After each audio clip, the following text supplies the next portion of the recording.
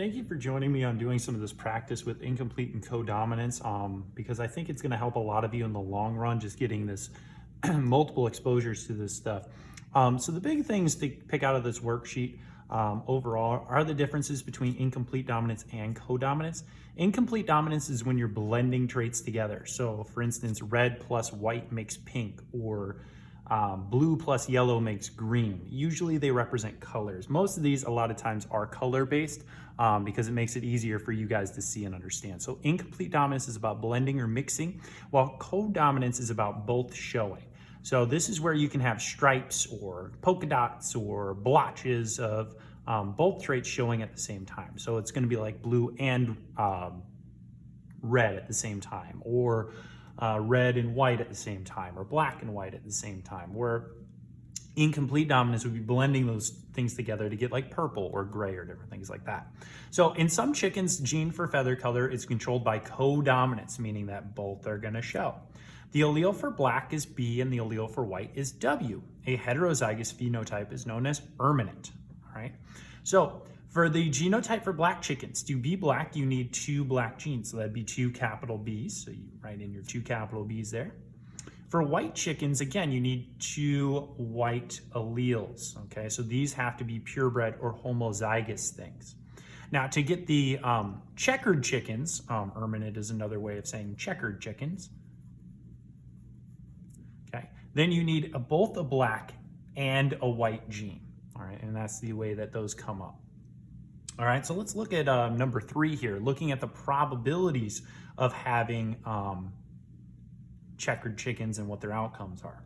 Okay, so if I have 2 erminate chickens or 2 checkered chickens, and we know up here that erminate means 1 black and 1 white, so B and W. Okay, so I know the parents over here, it's 2 erminates. I got one parent as B and W and the other parent as a B and a W. Okay, so I'm going to put those B's and W's across the top and down the sides, right, representing each parent. Then I'm going to cross them. So I got the 2 B's, got a B with a W here, I got a B with a W here, and 2 W's. All right, and then ask what the outcomes will be. So what percentage would be a black chick? Well, right now, the only way to get black is to have 2 B's. So I got 2 capital B's here. So this one would be a black chick, but that's the only one out of the 4. So that's a 25% chance, okay? I also have a 25% chance of a white chick because I only have 1 out of those 4 boxes being 2 white alleles. The other ones would be erminate chickens or checkered chickens, and that would be a 50%. So it's not asking about this in the question, but it's nice to write down just to make sure that you understand it overall on what's showing up in there, okay?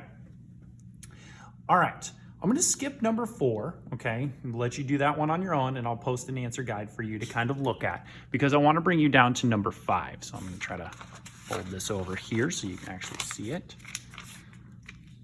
All right, so in snapdragons, flower color is controlled by incomplete dominance. Now we're blending traits again. So both of them aren't showing, we're gonna show them as a blend, okay?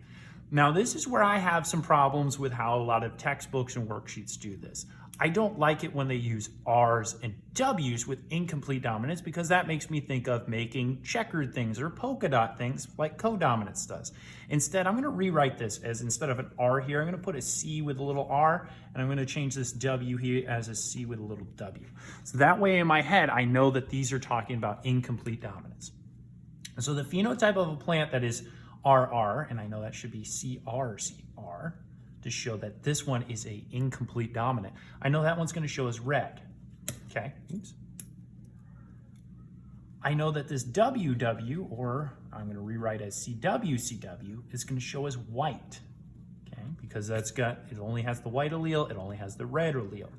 The CRCW, instead of being polka dot or checkered or something like that, I know when I list it with the C's here, that it's gonna be both colors showing in a blended fashion. So that's gonna give me a pink outcome.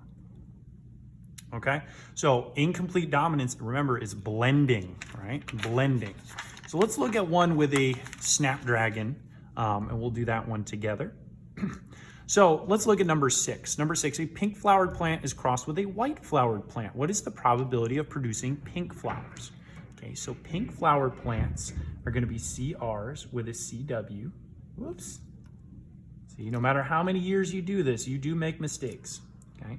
A white flower plant is going to be 2 CWs because that's the only way I can get the color white.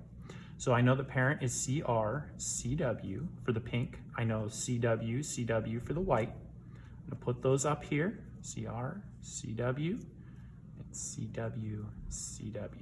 Okay. Now this is where it does get a little tight in these boxes, and I apologize for that, but I do like to have the C's in there because again, it's about blending. So when I see color, I think about blending like a painter does. Okay.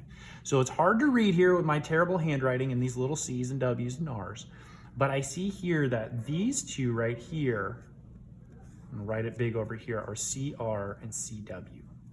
Whereas these two over here are CW, CWs. So I know that the outcome of this one's gonna be white. I know this one's gonna be pink, and the question's asking what's the percentage of pink? Well, okay, these are the only ones I care about then because they're pink. I have 2 out of the 4 or 50%, okay? Feel free to kind of work your way through this and then check the study guide solutions I give to kind of fix any mistakes.